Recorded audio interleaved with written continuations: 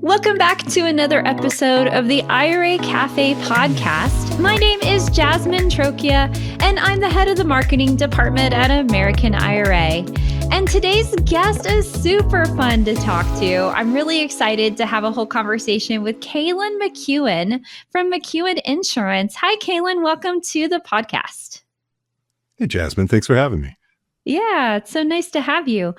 So could you introduce yourself? Tell us who you are and what you do.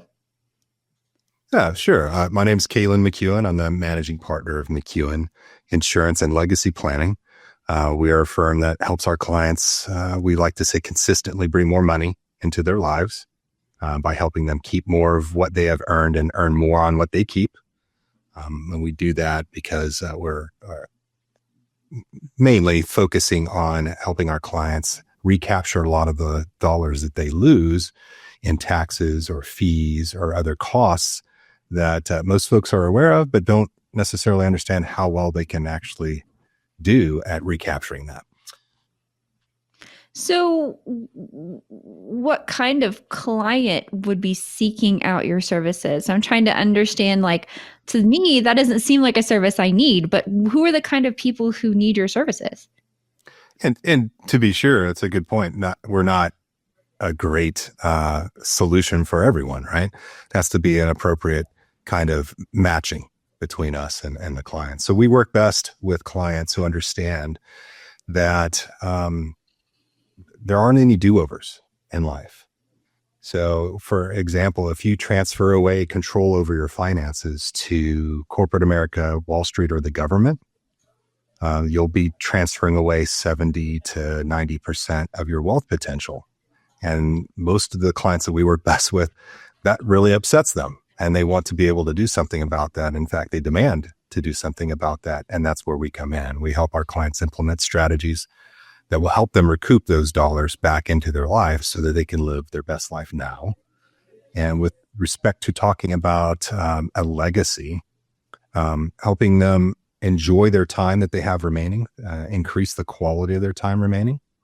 And usually that equates to creating memories with their family and other people that they care about and going off and doing those activities that usually cost a little bit of money to do so. And then on the back end of that, also planning to have a financial legacy that they're leaving behind for them as well. Oh yeah, that's definitely important. I think that last part, that resonates a lot, I would think, with our clients at American IRA. But aside from business, tell me about you personally. You're a veteran. I am, yeah. 20-year retired Navy veteran. Thank you for your service. Thank you. Yeah. And so I've lived across the world. I've deployed across the world, did a lot of things in the naval services. And after I retired in 2017, a big element of my retired life has been staying connected with the veteran community no matter where I was. So I'm connected with and a member of a nonprofit called the Veteran Business Collective. We have multiple chapters, one here in Jacksonville, North Carolina, where I live. The originating chapter is in Wilmington, North Carolina, not far from where I live. There's a chapter in the Tri-Cities area of Tennessee, and another chapter that opened last year, our most recent chapter in Pensacola, Florida. And in that way, I help other veterans get into business, start as entrepreneurs, create, the ability to have funds that they can tap to expand their business, et cetera. And I have several clients that are American IRA customers.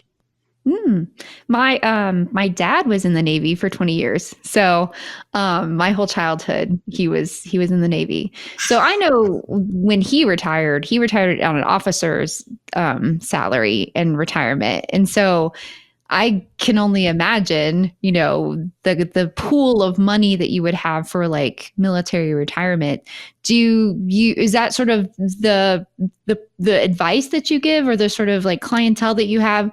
Are you able to say somebody who's getting a military retirement, hey, that's kind of great, and what you should do with it? Or is it kind of too late once you've retired? Well, so what we help folks with is maximizing their benefits and their money supply specifically. Now, what they do with that in terms of specific investments in the context of where we sit in the United States And in our investment landscape, you have to have certain licenses to give specific advice on what to do and how to invest, especially with respect to Wall Street. So I don't hold those licenses, but I am certified to help folks improve and increase their cash flow. And so we'll talk about, if you're a client of mine and you have in excess over your target savings balance, would it be appropriate to put some of that money in excess into your retirement fund? So general kind of guidance and talk about that. If you have a self-directed account, for example, an American IRA, what are you planning on doing with that? Are there things that you would want to invest in? And I do have a network of people that have both the ability to help accredited investors and non-accredited investors to take advantage of opportunities that are out there. If that's something that they're interested in, I help our clients in that way. That's not necessarily giving them specific investment advice, though. So we have a pretty fixed lane in terms of improving cash flow, which in our view is probably the more important thing than accumulating a massive amount of money when you're in your retirement years. So again, it loops back to what our mission is, and that is enhancing the quality of time remaining and that living legacy, as well as the financial legacy that people want to live or leave behind. Love that. Love that. We were also talking before the call. You mentioned you have a program that deals with federal student loans. Do you want to talk about that? Yeah, we partner with several different organizations out there in our quest to bring more of our clients' money back into their lives. And one of the ways that people are losing a lot of money is in the federal student loan debt that they take on.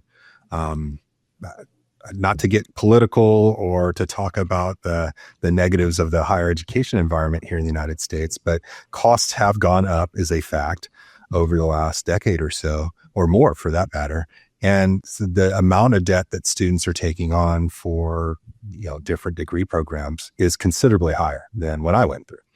And so that debt burden, when you are a new entrant into the work arena, can be difficult and more difficult for some than others, depending on where you're at and where you live.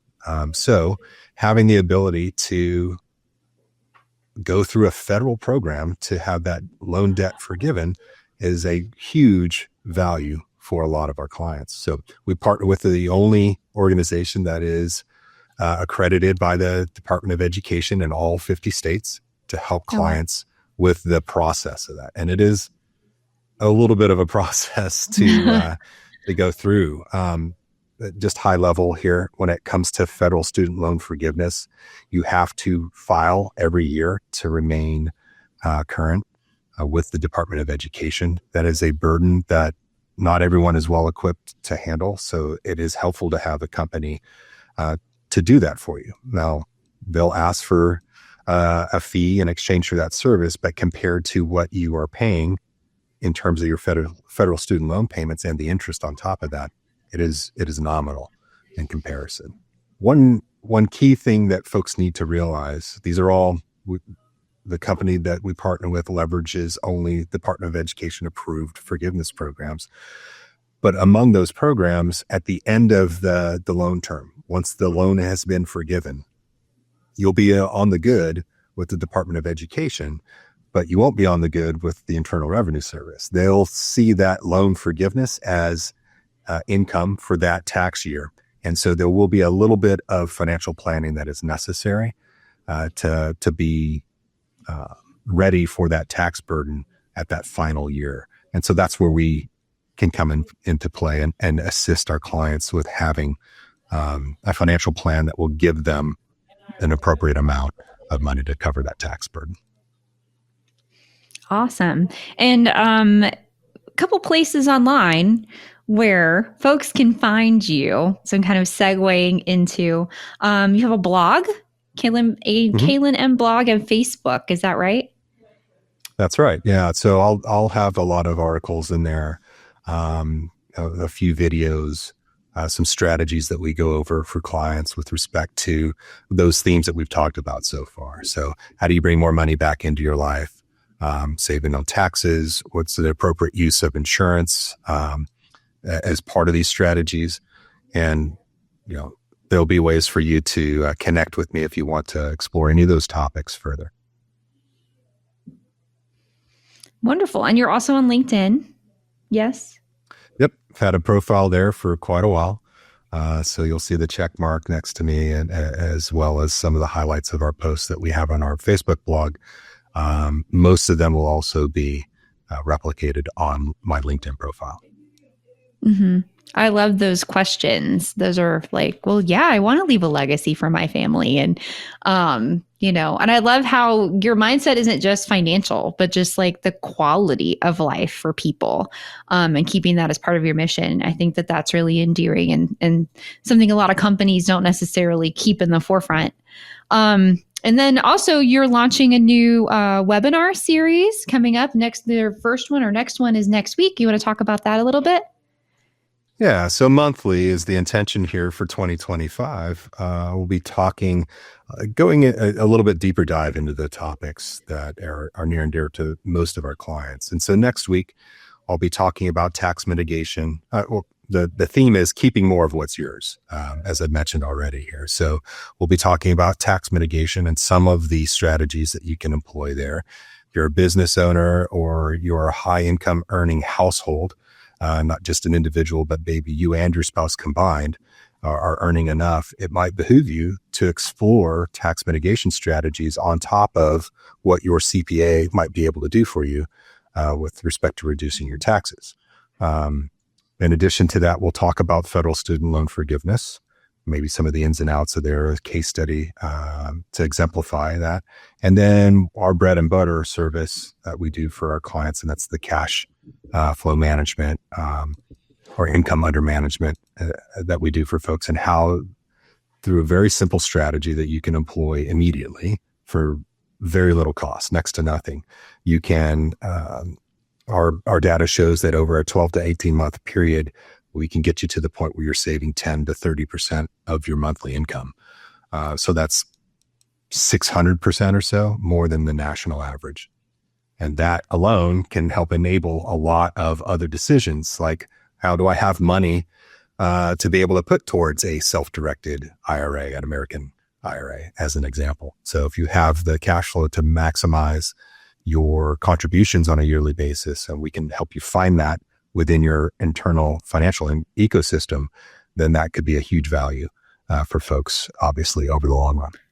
Yeah, I was actually just having that conversation this weekend with my boyfriend, and I was calculating if I can contribute X amount per year, what is that per paycheck? And then like, how do you make that happen? Like that, I'm a little late to the game, but that's definitely a valuable service that I can see that, that clients would need so they can make the most of their retirement savings.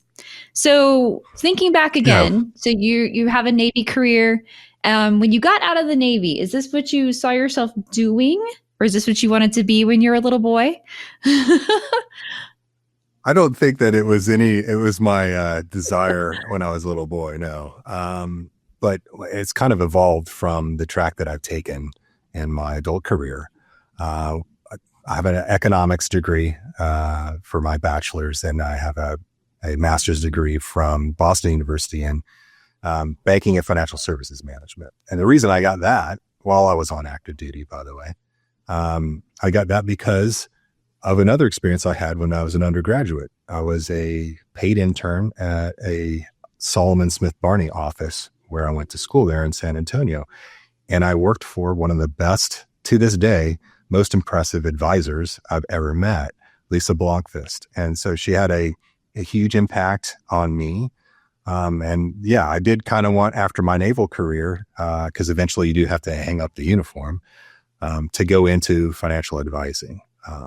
When I retired, I got picked up as a program manager at MetLife, and I worked with the insurance side of the house and in the IT realm in supporting the brokers that I now am, that are going out there and talking to people and adding value in terms of insurance advising in that realm of financial services. And so after a few years there at MetLife, I decided, the corporate world is nice, but I really miss that interaction with people and being able to see my immediate impact on them. And you mentioned earlier, like the kind of reasons I got into this line of work and the impact that legacy planning specifically has for people. I spent a lot of time away from my family when I was in the military. And obviously you don't have to be a military retiree to spend time away. You could have done any length of service, less than that, and still have an impact of that time away. Those are the things you can't recoup, right? And so I mentioned before, the clients we work best with are those who understand there aren't any do-overs. So how do you, magnify the time that you have remaining? How can you improve the impact that you're going to have with your family and other people, those close relationships of friends that you've developed over the years before the good Lord finally calls you home? So that's where we come in and we help. Again, on the income side of house and improving that, but also maximizing the benefits you have available to you. We have a planning process that we do use. There is a model that we do create for our clients, and we have two main objectives of accomplishing a maximization, if you will, of benefits available to you, while at the same time creating more cash flow available to you as well. And we can show you very simply some strategies there to help do both. So you get more bang for every buck that you put into your financial model versus maybe some of the traditional investing advice that you're getting out there from the Wall Street sponsored kind of advisors. So what kind of advice would you give your younger self? So I think a lot of times like your 21-year-old self, but your 21-year-old self was in the Navy. So and probably wouldn't listen to very much, I would imagine, if there's anything like my dad. But what advice would you give your younger self? So if I was talking to a person that's just joining the military, whether they're an officer or enlisted, I would say there are a few things that you could do, some choices you could make right at the outset that give you more options at whatever time frame it's going to be when you leave. Now, in that line of work, one of those ways that you leave is in a coffin, unfortunately. So if you want to do more for those that you leave behind in that specific context, a permanent insurance policy can certainly be helpful. There's government guaranteed life insurance that you have available to you. Obviously, take advantage of that as well. But a permanent policy is the key advice that I would put or give to myself or anyone else joining the military or about to leave. The reasons for that are you get multiple benefits out of those policies that stay with you over the long course of your life, hopefully. But also the availability of that cash value that builds within those kinds of policies over the decades is going to give you more options when you get to your late 30s or your early 40s and you're contemplating the retirement from military service. Now you have means to be able to do all kinds of different investment opportunities, start a business of your own, partner with others, go into real estate, etc. The same kinds of flexibility that you have, by the way, when you leverage a self-directed IRA. You might be able to tap that same resource that I talked about to be able to help you ensure that you're maximizing the funding of that kind of retirement account. Even if after your military service, you're not earning enough to make up the difference on your own. So that would be the one piece of advice I have seen more than anything else in my years to date in advising and assisting people in financial services. If you have a resource of your own, you don't have the need to get an approval from a loan committee or a banker to be able to tap the resources of borrow against the cash value in a permanent life insurance policy, for instance, then you have a lot of options available to you. The end of my military career as an operational planner in the Navy who created military plans, and I always wanted options. The more options I had available to me meant that I had more flexibility when I met the uncertainties of combat situations. And just for everybody, life is going to happen to us and we don't know what twist or turn it'll take. So again, having maximum flexibility and options available to you is a smart play no matter what you do. Yeah, certainly. For sure. Wow. I love how you're answering the questions on my cheat sheet before I've even asked you. And I also love how you're tying it back around to self-directed IRAs. Yep. um, As I but mentioned, outside we your, have clients that leverage the self-directed IRAs in American, and in full disclosure, I have an account as well yeah. for my Roth self-directed account there at American. Well, thank you. Thank you for being a client. Yeah.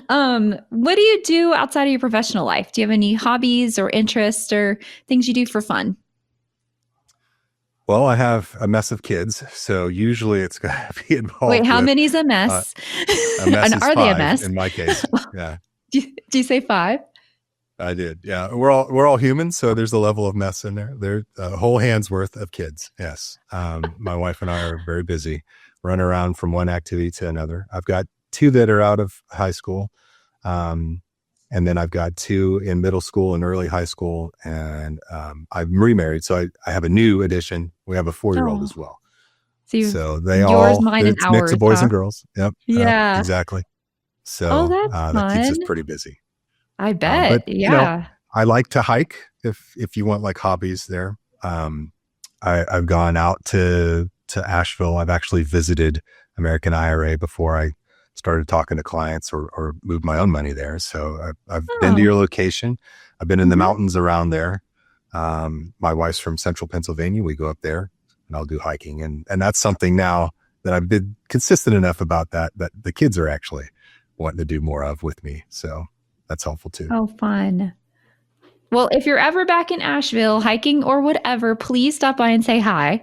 We'll certainly do that. Yeah, and our office is an open book. I mean, people can just walk in. Clients can walk in 8 to 5 Monday, well 9 to 5 Monday through Friday.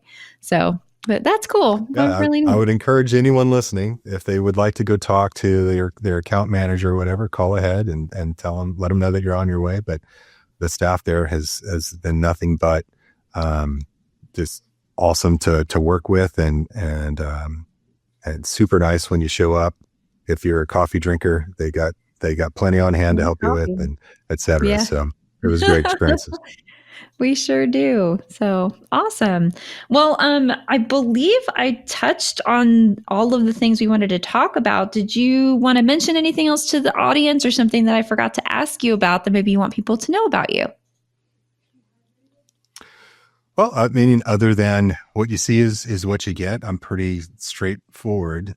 Being a military retiree, I do like to explain things. So if there's a fault to me, it might be that I might take a little bit longer to get all of the info out. But it's from a care perspective. I want to make sure that people are understanding whatever issue may be at hand before they make a decision if they're a client of mine.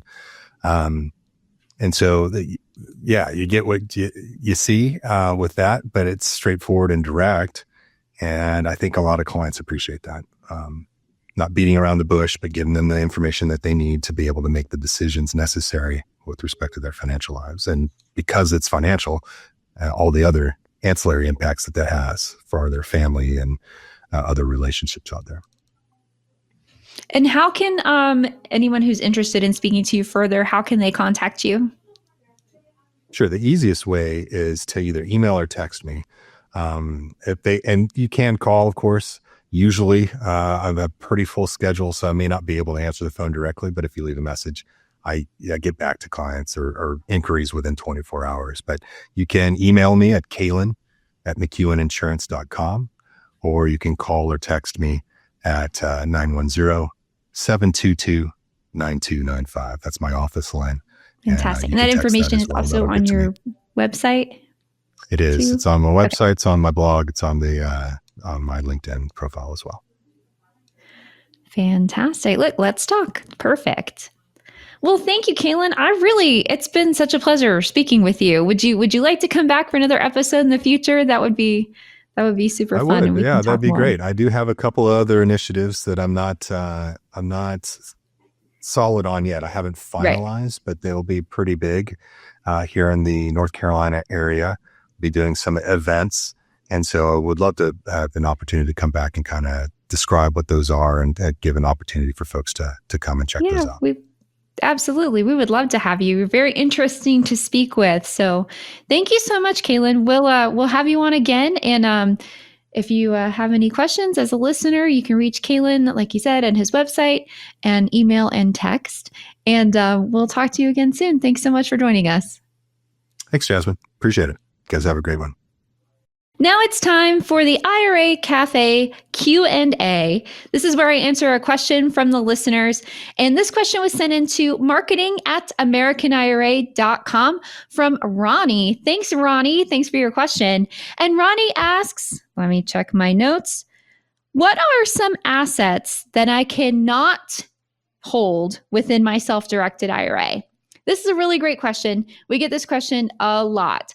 This has to do with prohibited transactions and assets that you are not allowed to hold within your IRA due to IRS regulations. So the IRS says that IRAs cannot hold life insurance, jewelry and gems, collectibles, alcoholic beverages such as like wine barrels or vintage wine, gold, coins, and bullion that are of insufficient purity, so you can't do collector's coins and that kind of thing within an IRA, or shares of S corporations. And I know that's probably one that a lot of people don't know, that you can't hold shares of S corporations in your IRA.